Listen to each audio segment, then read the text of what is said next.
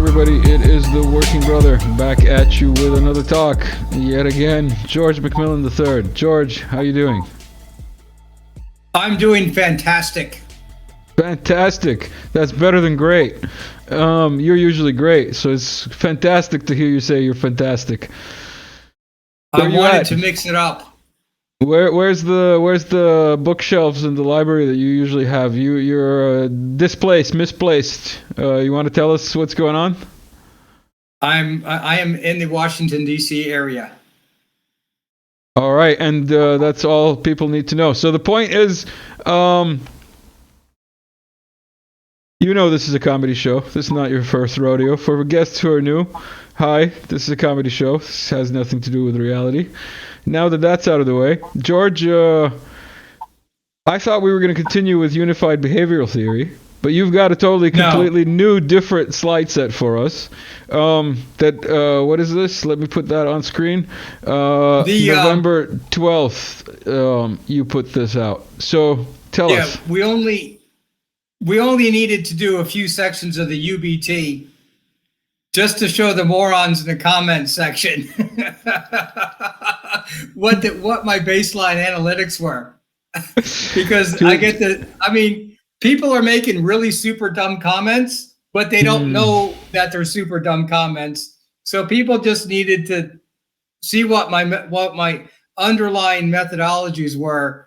So that's all that was for. There's a lot of methods to your madness, and over the years now, we've gotten to learn that people who've been following you and myself, that there's a lot of substance and how should I say, foundation to some of your points, views, and theses. So with that out of the way, do you want to tell us what we're going to be talking about today, or do you want me to read it in that British accent?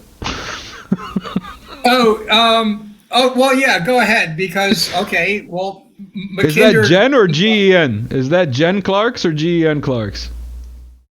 General, he is a 4-star. Oh, that's actually a general, so that's Gen for general. All right. Lovely, jovely. We'll get into the British accent right away, love. Shall we do a General Clark's foreign policy coup and the need for an overarching sea power versus land power geopolitical model? George McMillan III, copyright March 10th, 2023, updated November 10, 2024. Yes. George? All right. Obviously we're doing a video, so I'm going to say a whole bunch of things. But one thing I want to say is Brian Berletic last month was talking about, somebody needs to do an overarching analysis of geopolitics.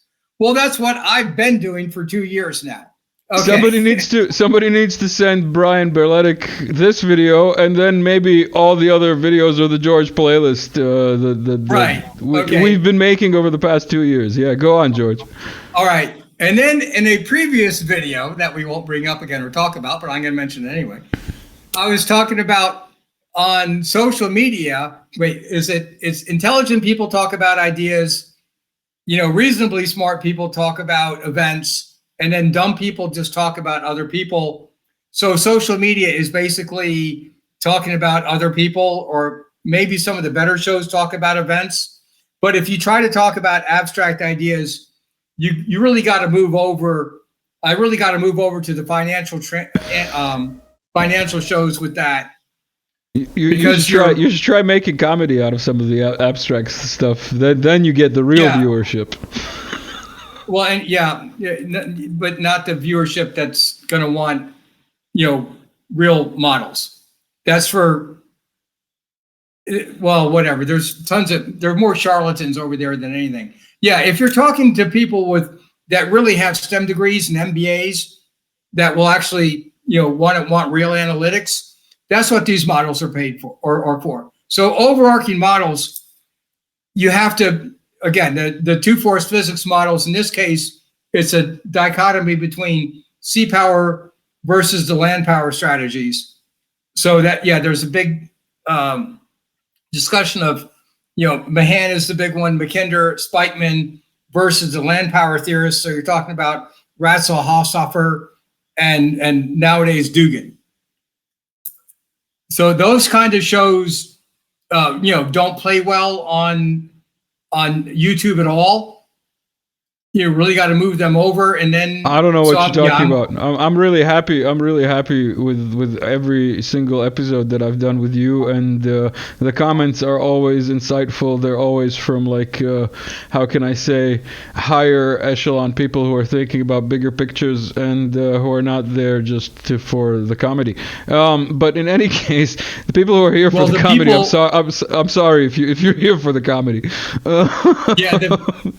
The people over in the Telegram chat are more thoughtful, but no, you get people that just really have no idea what I'm doing, and their program. Well, wait, let me finish.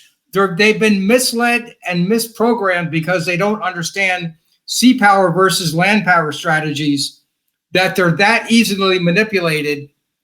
And it's not just the people in the comment section. The problem is a lot of these people are military generals and things of that, and politicians. So we're going to go through why the sea power versus land power strategies and the role of energy in that. One guy said there's probably less than 100 people that realize the connections, me being one of them. So... I've got more than 100 subs. Like, some of those videos we did have seen more than 100 views. Like, I'm sure that more than 100 people know, but maybe you mean like people in the know who know. No, but I'm one of the only. I'm probably one of the only.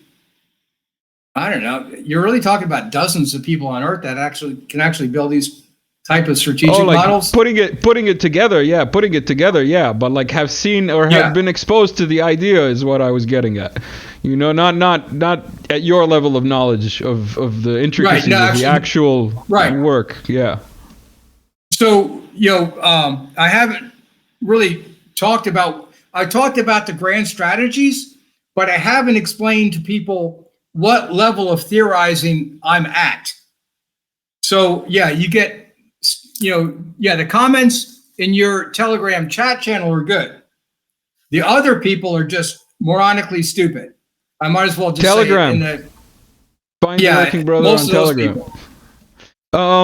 So anyway, George, you're not new here, so I'm gonna do this and get it out of the way. Everybody who is a supporter, thank you for buying me coffees. Everybody who's interested in buying me coffee, you can get the link down below. Also, we're not eligible for monetization here, and also thank you to everybody who is a patron.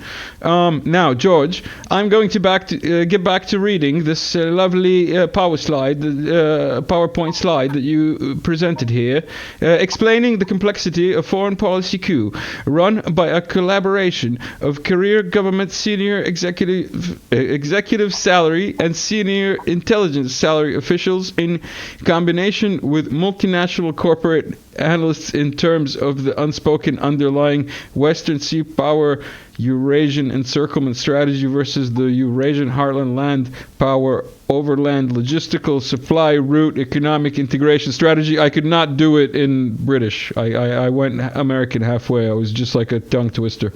But like, can you do it in Serbian?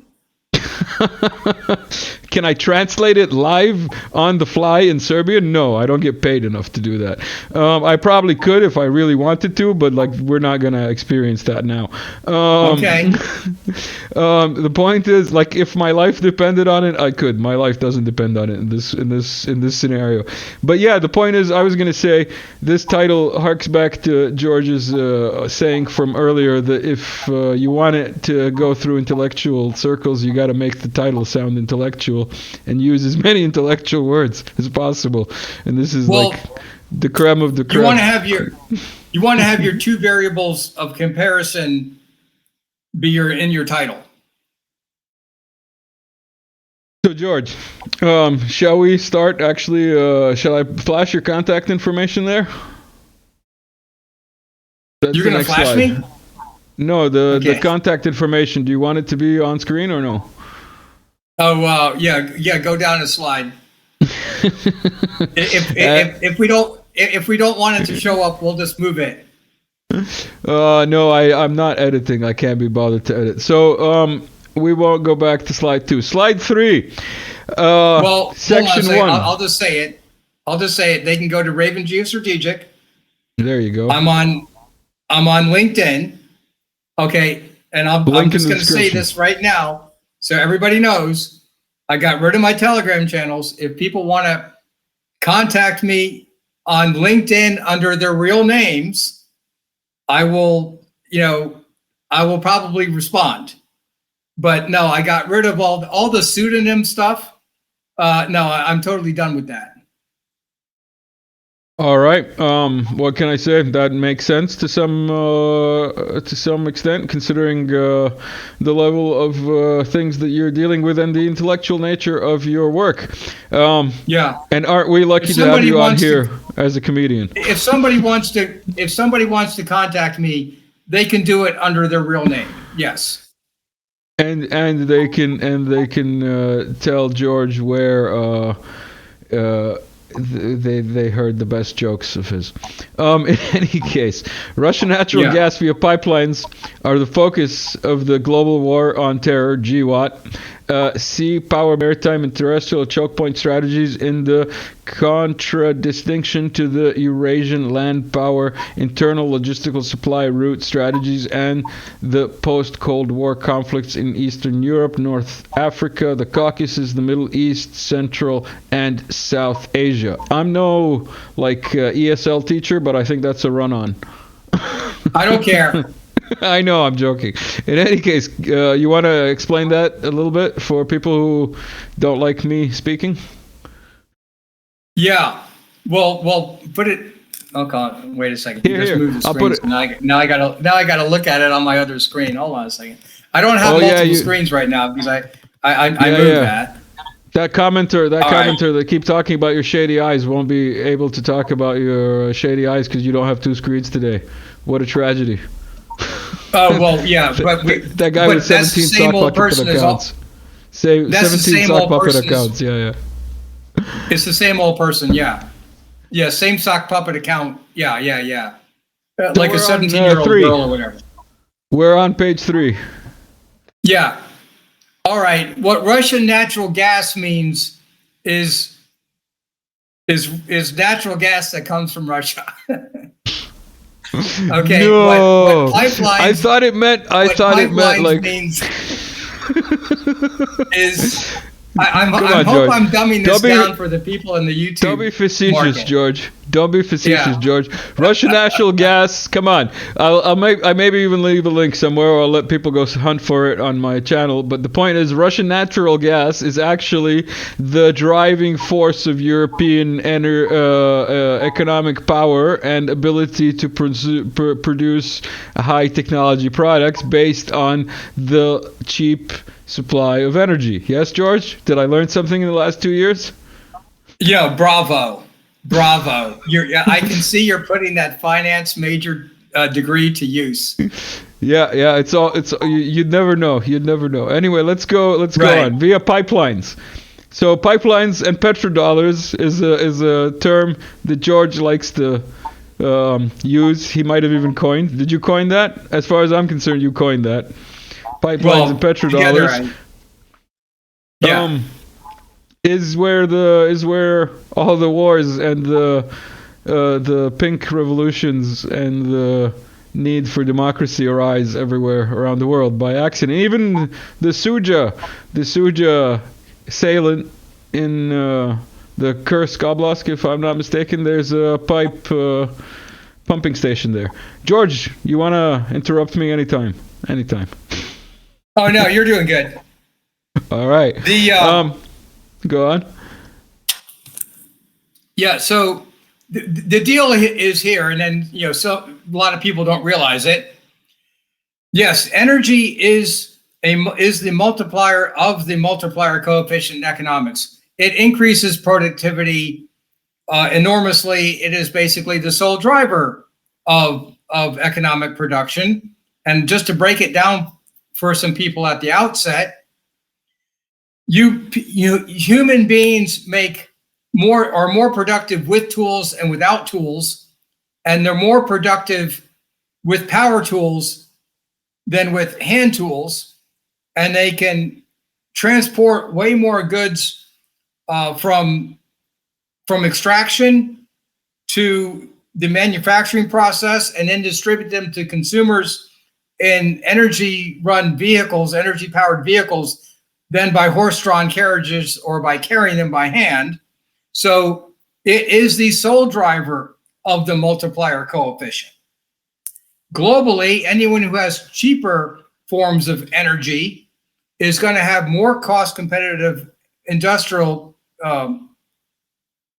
goods than people that have expensive energy. Some people have a really hard time comprehending this. I was listening to NPR, the brain surgeons on NPR, National Public Radio for the people that live outside the U.S. Mm-hmm.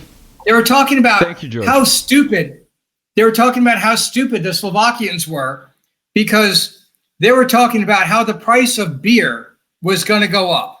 Well, and they were talking about how stupid people were.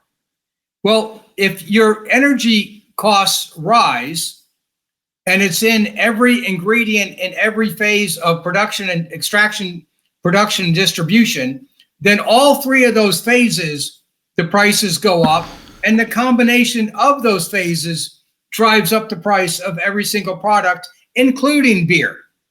They're trying to gaslight people into thinking that they were stupid, that the cost of living hasn't increased and inflation hasn't increased since this Ukraine war. George, so, it's good to have you back. This is a comedy show. I got to flash up a meme. It's been too long. This is just in case. It's just in case, a meme for just in case. And now that that's out of the way, that was sent in by a dear friend of the show. Let's get back to this thing here. So we covered where's my cursor? There it is. We covered, we got as far as the pipelines. Let's get into GWAT and maritime sea power. Do you have a map somewhere later? Why don't you talk and I'll find a map? No, just go to the, find a map. Yeah, that's fine. So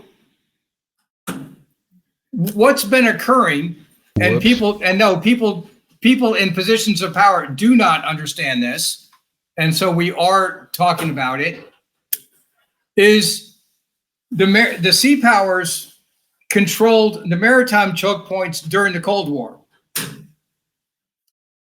The purpose of GWAT is to move into certain areas and start controlling the riverine choke points and the maritime and the terrestrial choke points.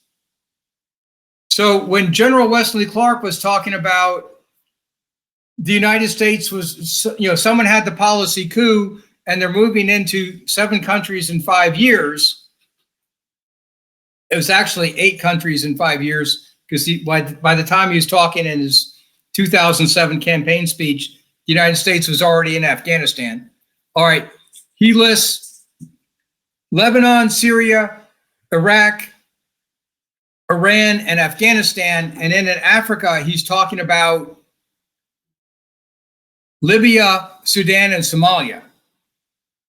I listed them in geographical order because he listed them randomly. I listed them in geographical order because GWAT is about controlling not only the oil and gas fields, but you need to control the pipeline routes to Europe.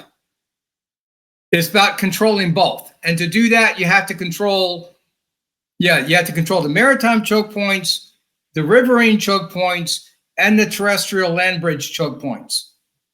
So I know everybody thinks it's about, spreading democracy and stuff like that, but it's basically, to make it real simple, a land grab. As we've discussed ad nauseum. Yeah, but not in these terms. Well, this is a new iteration. The first It's a more condensed, in your face, get to the point. This is like what's actually going on. It's about time. If you want more details, go find the other talks. But the point is, terrestrial choke point strategies. You want to clue us in on that? Well, just let me say this. The first series of videos that we did from December 22 into 23 were on the 5 and 6 power center strategies. So that comes from George Kennan's long telegram in 1947 written from Moscow, and then his X article written in Foreign Affairs in 1950. So he put everything into the 5 industrial power centers. Then I made a Eurocentric 6 industrial power center discussions that we had in the previous shows. So that covered it from Kennan's industrial power center perspective. That's been guiding U.S. foreign policy ever since. And you had the rimland versus heartland map up. If you could put that back up, because I'll find it. Hold on, keep talking. Yeah. Yeah. What the power center structure is you don't want Russian heartland connected to any coastland industrial power center. So you want to keep the Russian heartland, or back then it was the Soviet Union heartland. Now they told us Americans what they call now Eurasia, right? Eurasianism. Well, yeah.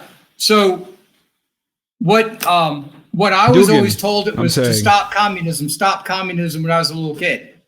And then the Soviet Union collapses, and then you realize, well, no, it's not about communism. And then from our Telegram channels, people were saying, talking about Mackinder and Mahan, and really wanted me to go back from 1950 and start at the beginning and go through it.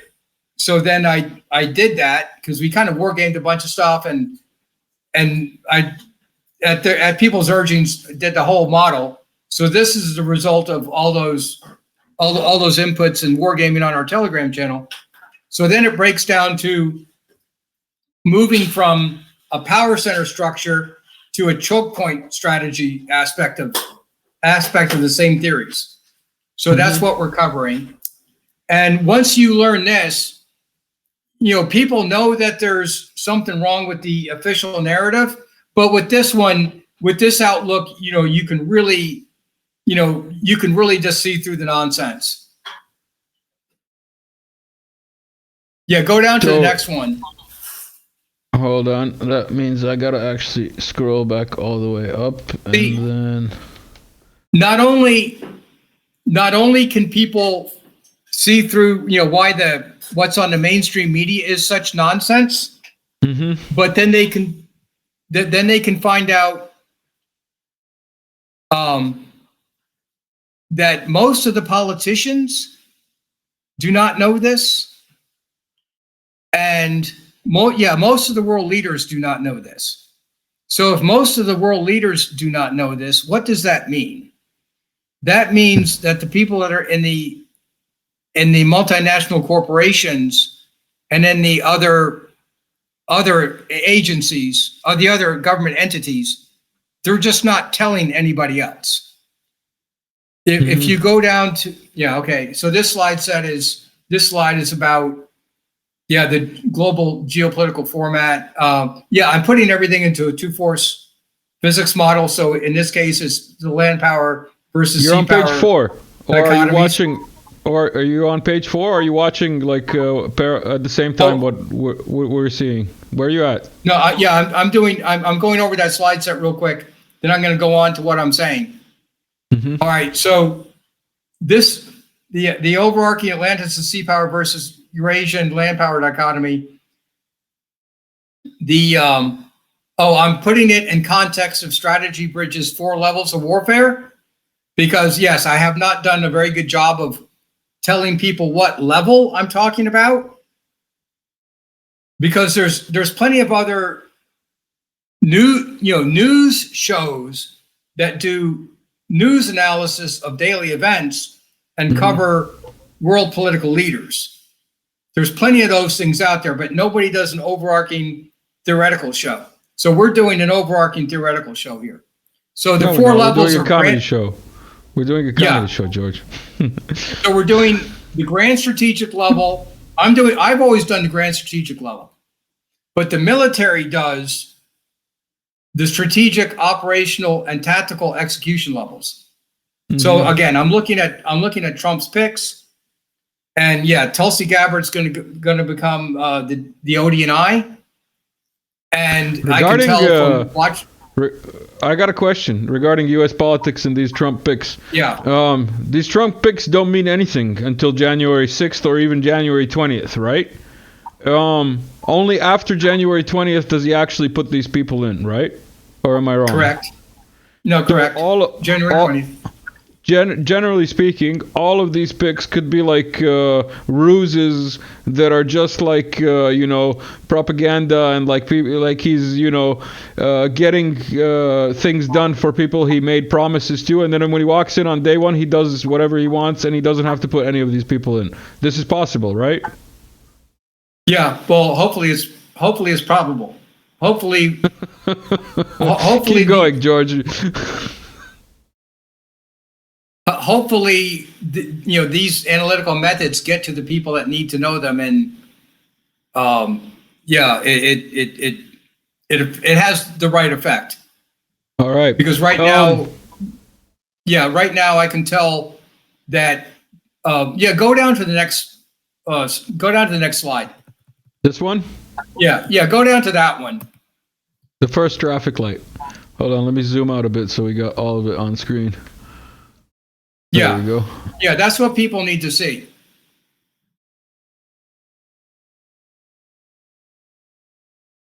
So we've got the grand strategic operations, tactical and tactical individuals and equipment.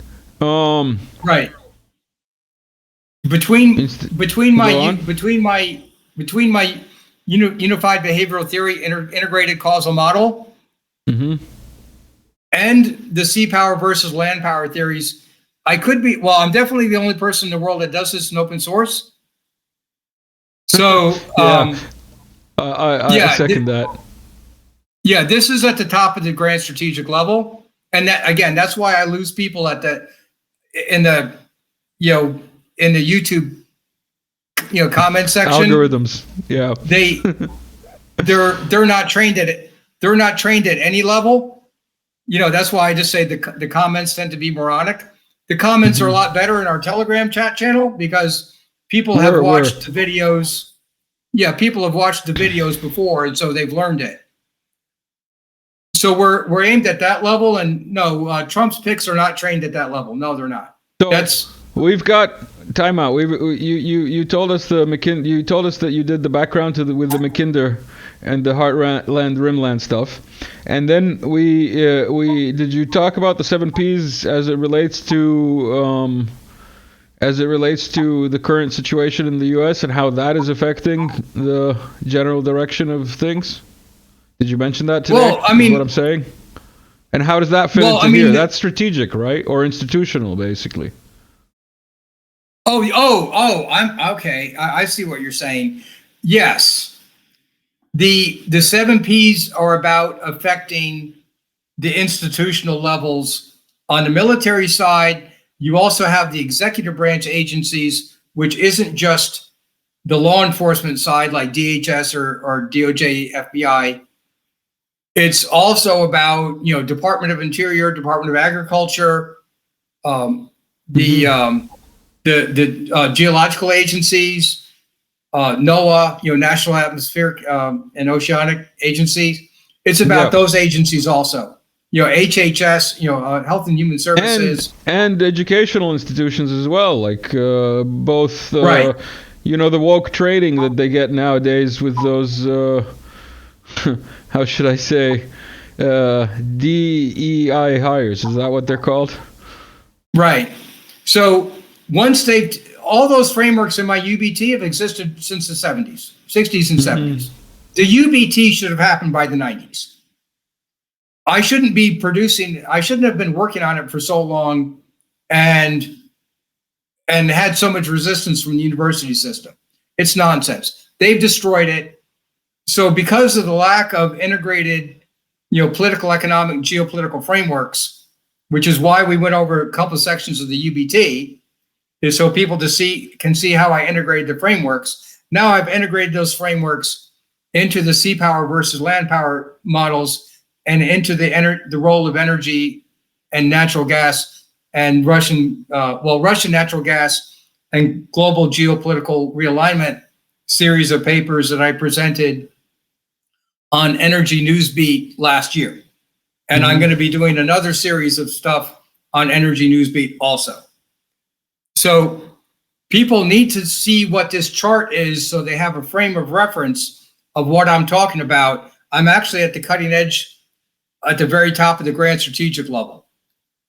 And people have never heard of this. All they do is repeat. I mean, this is coming from,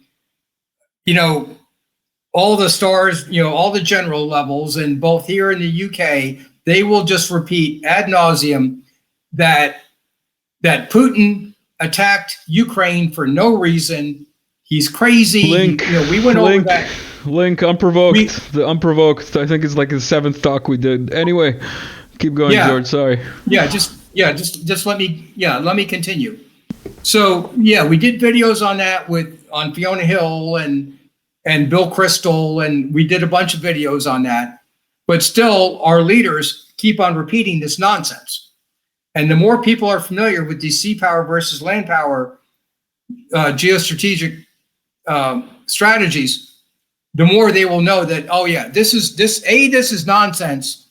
B, these military leaders in the institutions have been trained wrong, because they could be trained in this from the beginning. They're obviously not.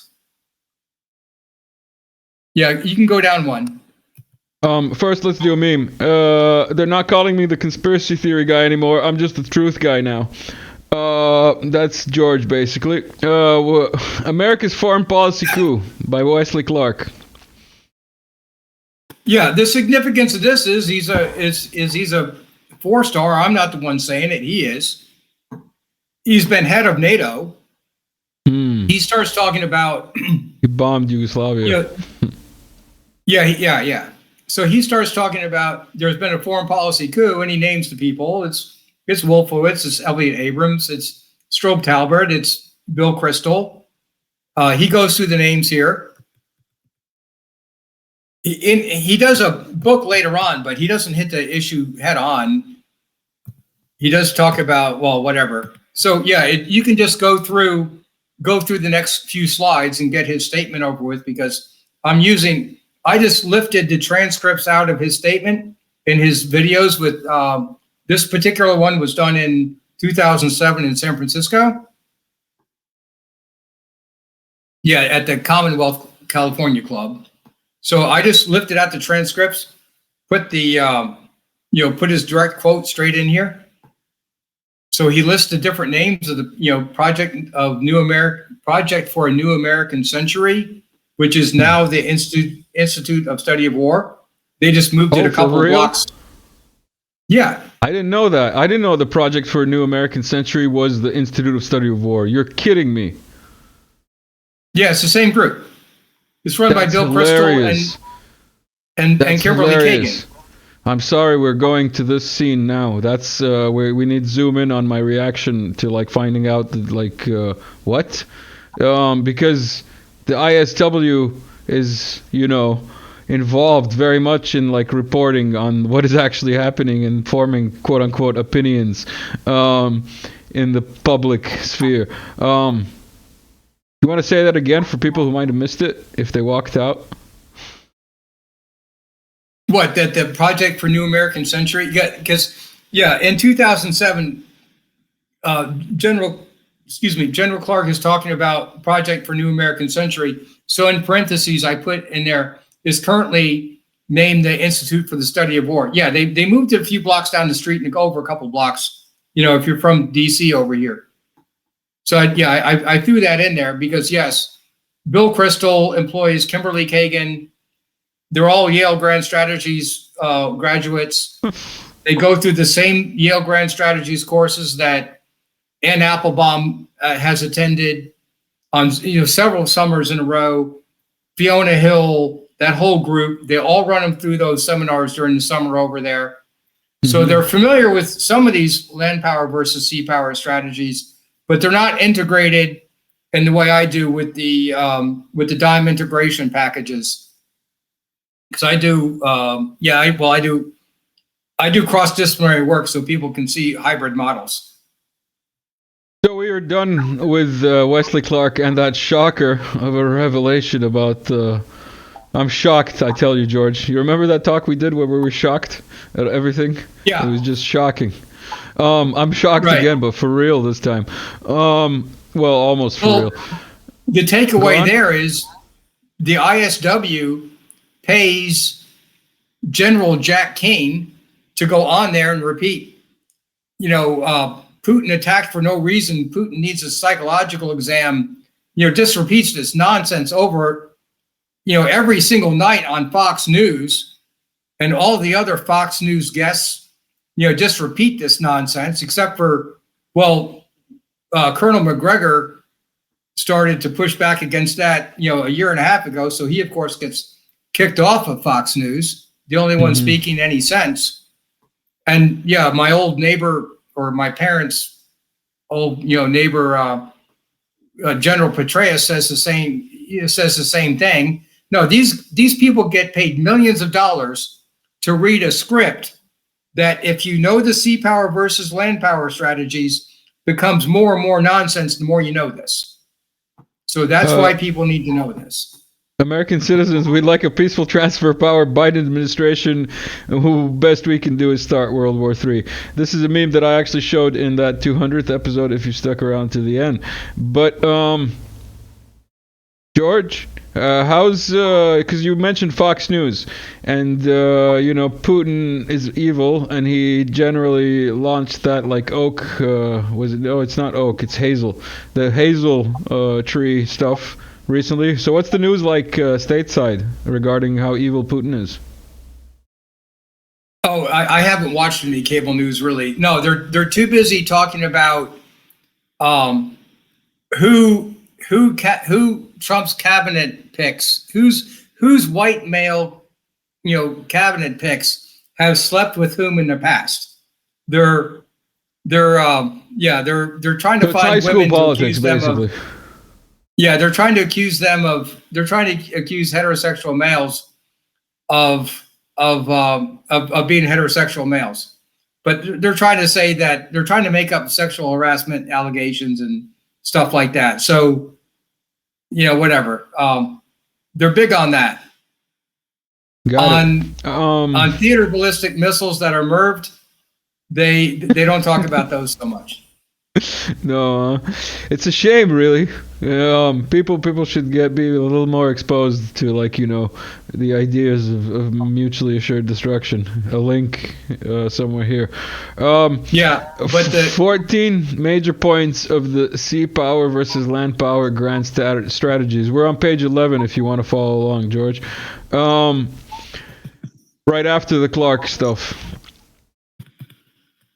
Yeah. Oh, and on the right side, I put the book thumbnail citations in the right, so people know where this comes from.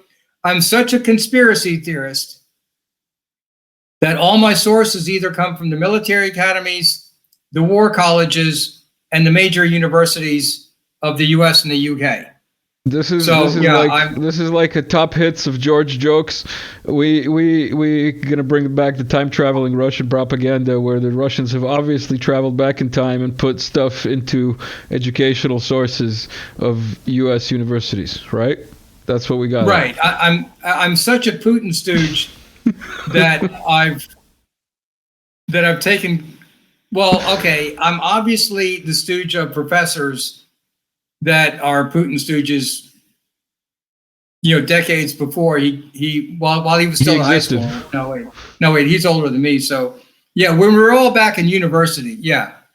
In any case, 2.5 decades of what? Yeah, global war on terror. So I know, I'm being facetious. Go on, George, tell us. The United States was I discussed it in previous videos. the United States was in a regime change destabilization program under Zbigniew Brzezinski and Stansfield Turner. And Brzezinski, he came from England. I think he went, did he go to McGill and then over to Harvard? But he took the Yale Grand Strategies courses when Kissinger was at Harvard, and they would go down to the Yale Grand Strategies courses during the summer. And Stansfield Turner, who would go to those same said courses, and also in Newport, Rhode Island. So for people that don't know the geography of the United States, Harvard is in Boston, a couple of hours south. Newport is in the Narragansett Bay in Rhode Island. And then a few hours, 2 or 3 hours west of that is New Haven, where Yale is. Right along, you have the Coast Guard Academy at Groton, Connecticut in between. So these are the people that are really into the sea power versus land power theories. They're really taught basically at those few places. All right. We got the 14 major points. Do you want to go through them? Or is that just like Yeah, go down to the next one. Go down to the next slide. 3 elements of geopolitical modeling. Is that where we're at? Yeah, the reason why I lose people, one of the reasons why I lose people in the general audience side, but not on the energy newsbeat side, is if I'm dealing with people that already know economic development theory, then the geopolitical strategies are easy because it's about controlling maritime, riverine, and terrestrial choke points, and then economic, financial, structural, infrastructural, military targeting packages. So different levels of warfare, different domains of warfare. So that's why if I have to explain what economic development theory is and why cutting off somebody from energy will degrade their economy, and then I get into the geopolitical theory, then it's just too much. If you're talking about what's occurring in each country, I always go counterclockwise around Eurasia. I've always been doing that, and I'm never going to change. If I'm going around it, I don't want to talk about the news in each area. There's shows that already talk about that. I'm talking about what you learn from the phenomenon, the picture that's occurring, what deductions you can draw from that. So we're talking about the connections between the dots, not the dots. Political, economic, and geopolitical theory becomes and development theory, plus geographical, maritime, riverine, and terrestrial choke point strategy equals economic, financial, structural, infrastructural, and military targeting packages. Targeting packages. Well said. Raw materials, manufacturing, logistics, and big finance. Shall we get into that? Yeah. Just on the other stuff, since you have to extract raw materials out of the ground or grow them in agriculture, you have to bring them to manufacturing process plants to make it a consumer product, and then distribute them to the consumers. All of that needs energy. So warfare is about destroying the ability to move projects in that feedback loop circle. You want to hinder that as much as possible, then that degrades their economy. So you have the financial structure, infrastructural levels of warfare that, trying to devalue currencies and things like that. They're all levels of warfare to some degree. Yeah, so go down to the next one. So what Wesley Clark is talking about is decisions are not made in the democratic process. I know that's going to shock our audience. So where are they made? Yeah, it's made in a combination of, Wall Street, multinational corporations interacting with people in the different agencies and in the Pentagon. Okay, Mike Benz talks about the people in the Pentagon. Wesley Clark was talking about the people in the Pentagon. Here, I'm kind of shifting. Since they're talking about that, I'm talking about something a little different. Talking about the creation of the OSS and the CIA. The Dulles brothers worked for Cromwell and Sullivan. What's his name? Averell Harriman who worked for the FDR administration and the Truman and Kennedy and LBJ.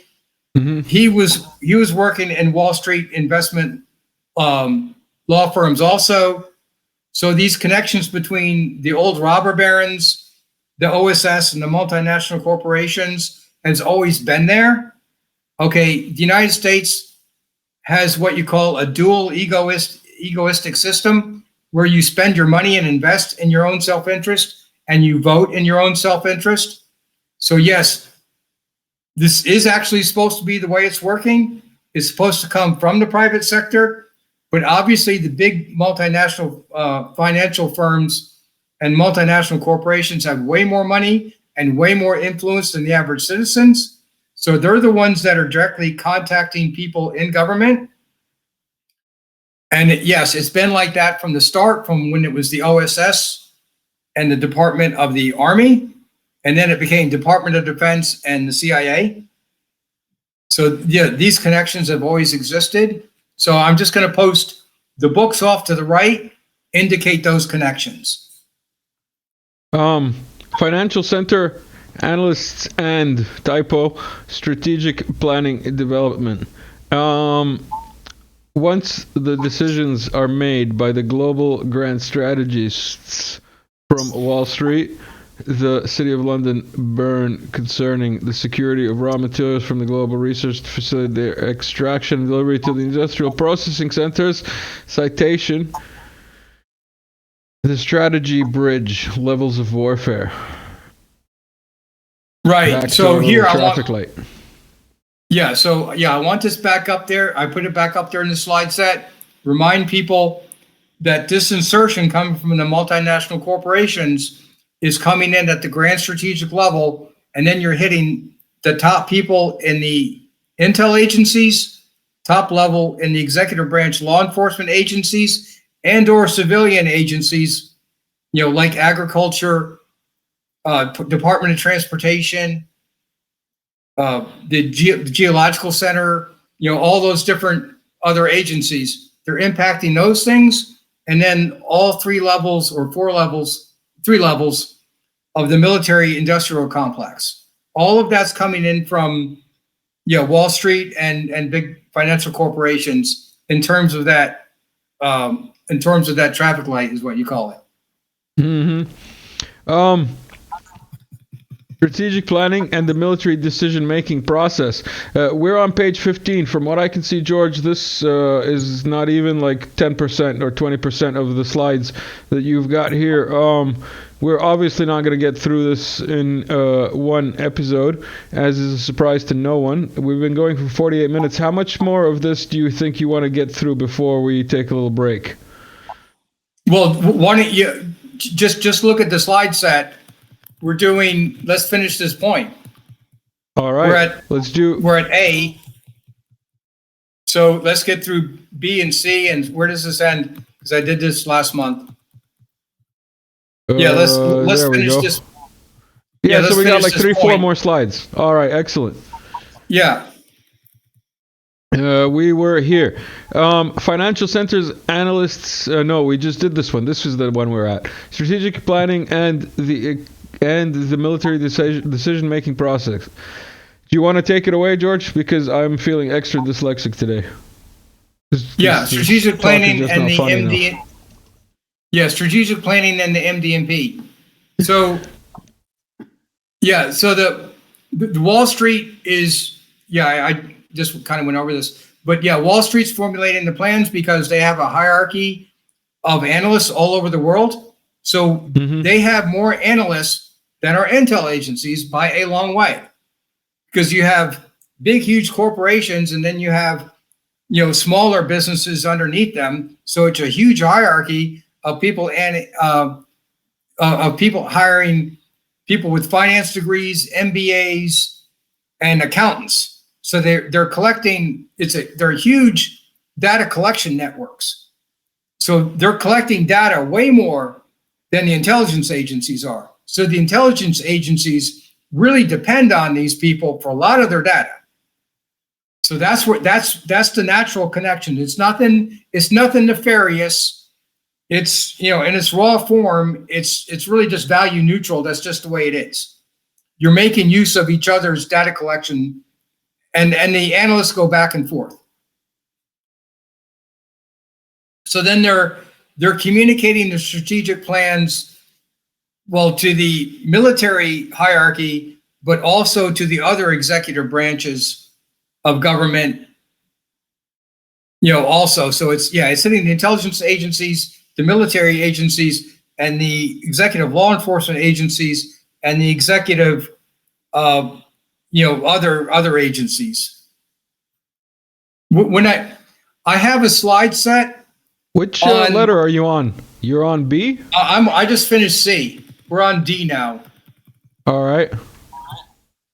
So I have a slide set on the United States going into Southeast Asia, Bangkok, in 1945. I want to develop that because people need a concrete example, a case study to see how it works with both the military side in the war, well, the French Indochina wars and Vietnam wars, and also when you get to development of Thailand, how it works on the civilian economic development side too. So the Southeast Asia from 1946, to the year 2000, we'll say, it's such a great example of how actually in some ways efficient this system is. And then in other ways, it's completely dysfunctional. Horrific. Horrific, I think, is the word you're looking for. And I used the word dysfunctional. This is a comedy show. Nothing we say here has anything to do with reality. Orange. What are they called these days? Monsantos. What, the color revolutions? No, not the color revolutions. Or Orange Man Bat? Agent Orange. Oh, Agent Orange, yeah. And Monsanto. Yeah, well, no, but in any case, decisions are stupid. They were not by accident, let's put it that way, as we find out here. So we're at D. Lobbying firms, think tanks like Institute for Study of War, research institutions, international non-governmental organizations, like all of them.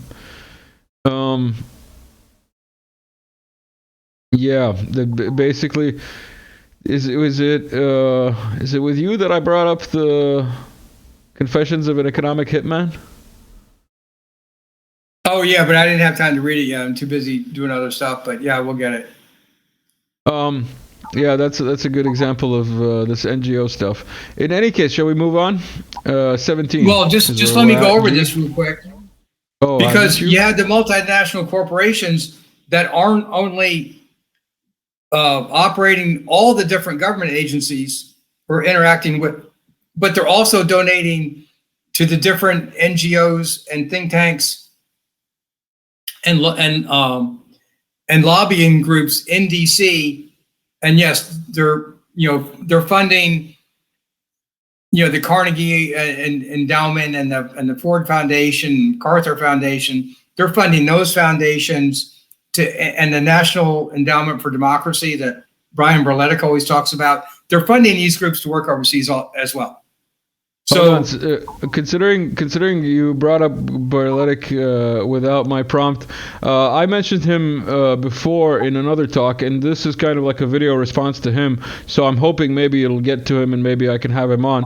But I wanted to bring up this other screenshot that I've talked about with other guests, and show you here a little write-up, and of course tie it into the Belt and Road, haha, or your pipelines and petrodollars, or the Heartland Mackinder. A quick reality check: Ukraine-Taiwan size comparison. Taiwan is 17 times smaller than Ukraine. Yes, Taiwan is an island, making landing operation difficult, but also complicates U.S. efforts to arm supply Taiwan. Size comparison is most useful in terms of volume. Missiles required to degrade military targets and infrastructure, which is indifferent to whether it is an island or not. 4,000 missiles a year is what the Russians use, and there's no way Taiwan has a chance to counter that. So that's what I wanted to just pop up there and ask you to comment on how it ties into that map that we saw earlier. Wait, which map are you talking about? Oh, what, the rimland versus... Indeed. Oh, no, rimland heartland map. Indeed. Okay.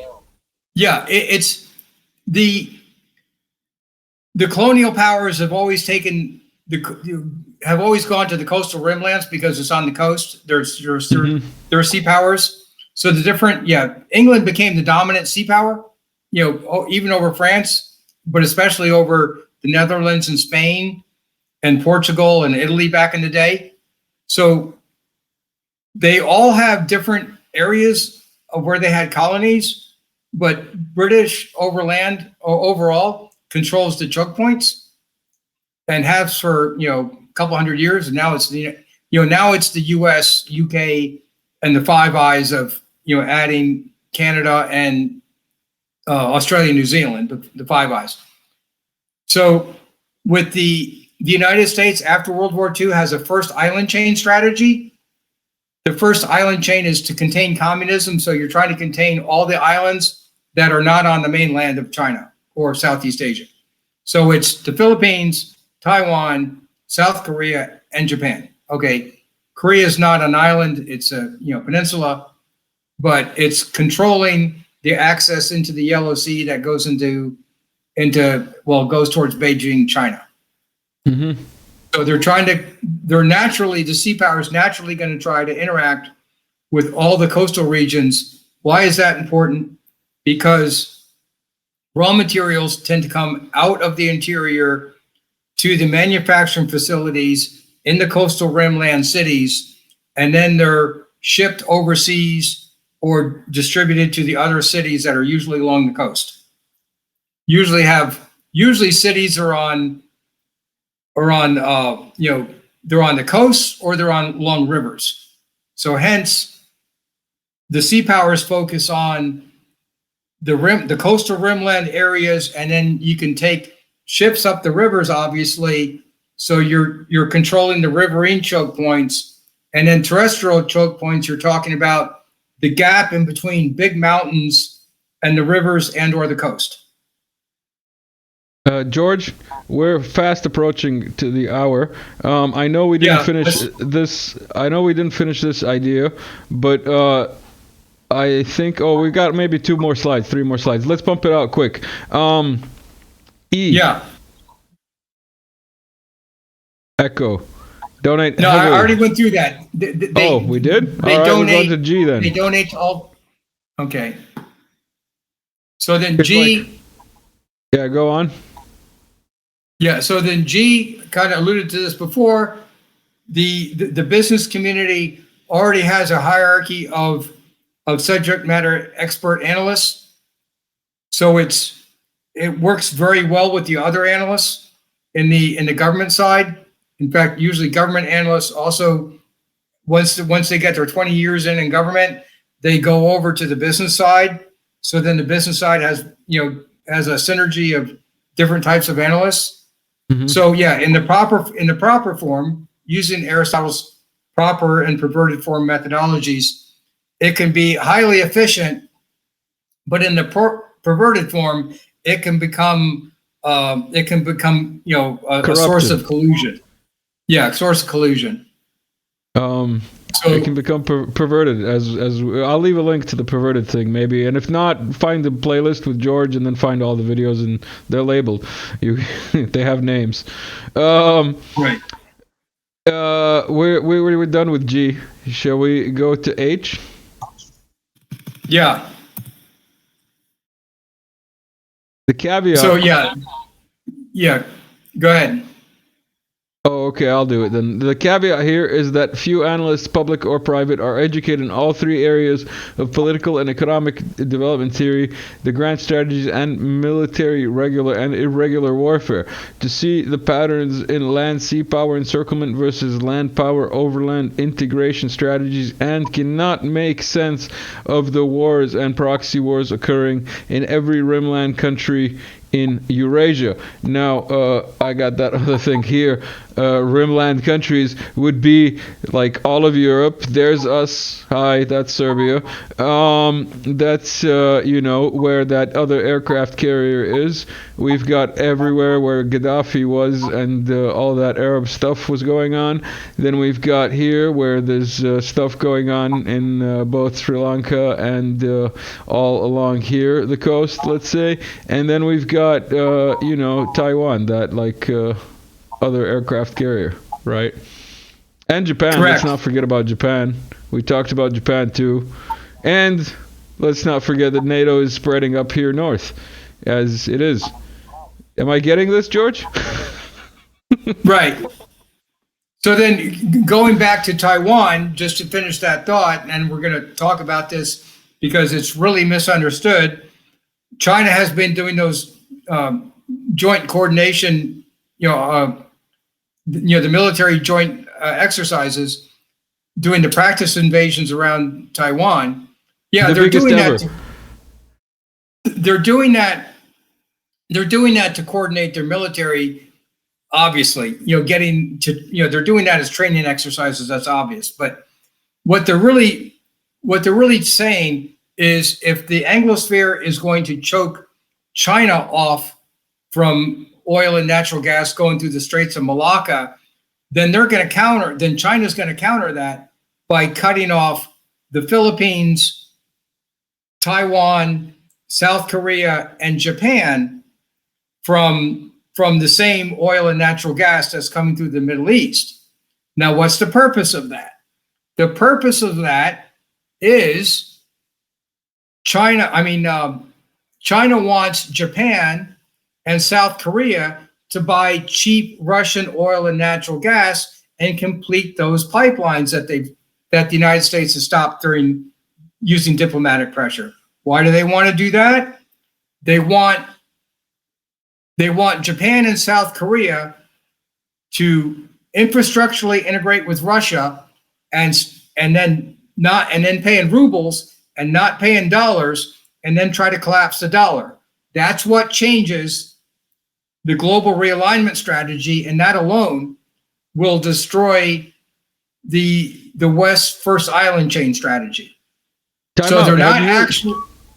you heard of the Chinese and the Japanese dumping U.S. dollar bond stock holding future something recently, like massive numbers? Have you heard of that? Yeah, that's why. All right. I just wanted to get you to say that, basically. I did. Yeah. So anyway, the outcome, what China wants is to chase the other countries into the arms of Russia, because it separates and destroys the first island train strategy of the United States. And that comes from, it comes from the naval officers working with Ambassador George Kennan on formulating these strategies. That's how it evolved. All right. So it's the strategic planning and military decision-making process. We've got to slide 18 officially. Next time, structural foundation and systems analysis of the grand strategies and institutional planning levels. George has white papers that are not so white now. He's gone all liberal and included a lot of color in his slides. George, thank you for bearing with my humor. Everyone who stuck around to the end, thank you. Like, share, subscribe. I'm going to play the outro, and we're going to call this a talk. All right, everyone. See you soon. All right. Bye.